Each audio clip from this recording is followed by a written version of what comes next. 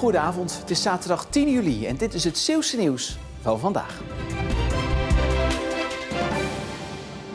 De aangescherpte coronamaatregelen hakken er meteen in dit weekend. Het Vlissingse festival Onderstroom heeft mazzel. Zij mogen door. Omdat wij al van tevoren enorm goed nagedacht hebben over alle coronamaatregelen. We hebben gezegd, we doen hele kleine voorstellingen waar mensen op 1,5 meter afstand kunnen kijken. Dus wij zijn de dans ontsprongen, om het zo maar te zeggen. Ik vind het ontzettend zuur voor alle andere evenementen en festivals. Het kermisfeest in Westkapelle met een grote tent onder aan de dijk voor 1200 man heeft pech. Zij kunnen de tent weer afbreken. Ik heb donderdag nog goed overleg gehad met de gemeente Veeren, de politie, de regio en onze beveiliging. En hebben het plan doorgenomen en dat plan was prima in orde. Dat iedereen met corona check-app welkom was als hij een groene code had. En op vrijdag krijgen we ineens een bericht dat er een persconferentie komt waarbij wordt medegedeeld dat we helemaal niks meer mogen doen. En dat besef is nog niet helemaal geland. Ik word een beetje op de been gehouden door alle mensen rondom me die heel positief naar me zijn en hele lieve berichtjes sturen. En zelfs een crowdfundactie hebben ze op poten gezet. Er zijn jongens en meiden die zeggen wij willen wel muziek, dus wij regelen het zelf wel als jij het niet mag. Maar het echte besef dat komt de komende weken en dat is wel een heel zwaar gevoel. In Vlissingen is vanmiddag de sleepboot Egier van de scoutinggroep Scheldenzwervers gedoopt. Met een beetje hulp aan boord is dat prima gelukt. De scoutinggroep heeft de boot de afgelopen 2 jaar met de hulp van leden opgeknapt. Het was de bedoeling om de Egier vorig jaar tijdens het jubileumjaar te dopen, maar dat liep door corona even anders. De Scheldenzwervers bestaan inmiddels 76 jaar. Na de doop maakte de scouting natuurlijk een proefvaart. Dit ziet er in mijn ogen uit als een futuristisch robotje. Maar het is gemaakt door deze kinderen van tussen de 8 en 11 jaar.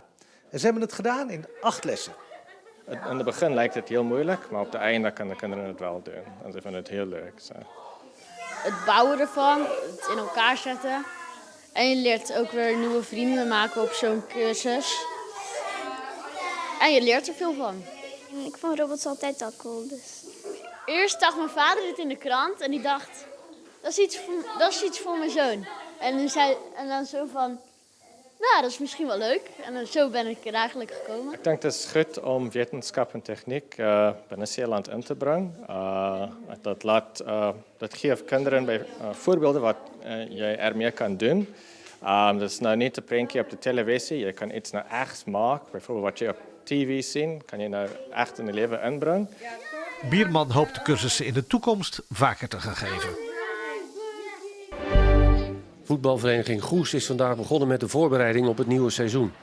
Bij de derde divisionist stonden liefst 9 nieuwe spelers op het veld. Trainer Kevin Hollander is blij met de aanwinsten.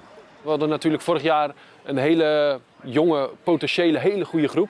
Alleen misschien wel te weinig ervaring. En we hebben dat geprobeerd wel een beetje meer in balans te brengen door toch wat meer jongens die al wat langer rondlopen op dit niveau te kunnen aantrekken. Voordat de competitie vorig seizoen werd stilgelegd, had Goes moeite met scoren. Guillaume Klinkemaaien, die eerder voor rivaal Hoek speelde, moet dit seizoen voor de goals gaan zorgen. Voor mij is het terug een beetje thuiskomen.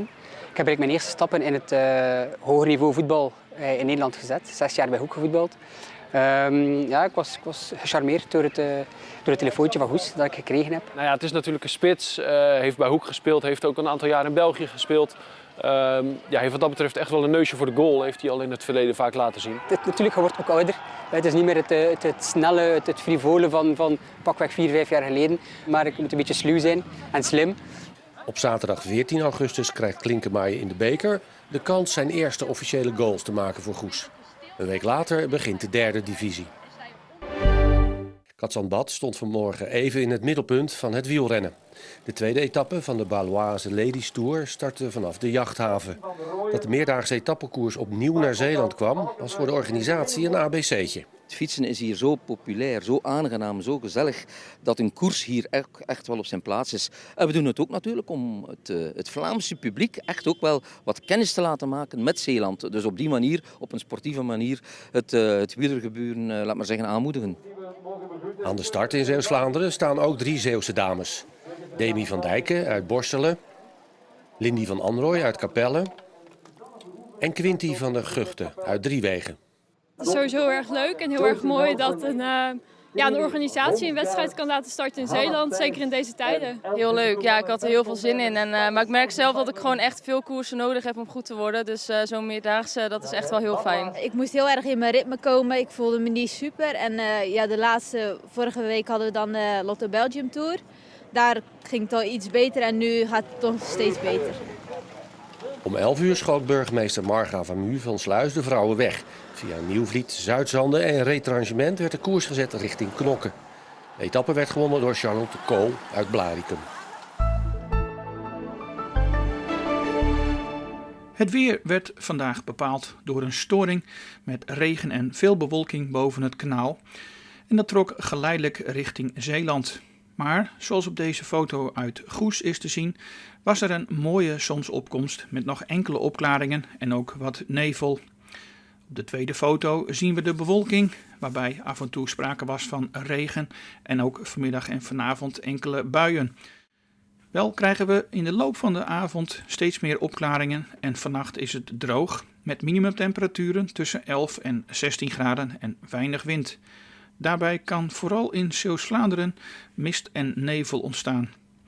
Morgen is die mist weer snel opgelost en het wordt dan een vrij zonnige dag met temperaturen die komen te liggen tussen 19 en 23 graden.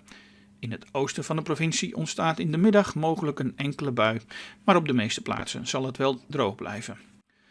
De komende week houden we een wisselvallige zomerweek met vooral op maandag en dinsdag kans op enkele onweersbuien. Temperaturen dan tussen 20 en 23 graden. Op woensdag is er ook af en toe sprake van enkele buien en draait de wind naar het noordwesten en komt de temperatuur dan te liggen rond 20 graden.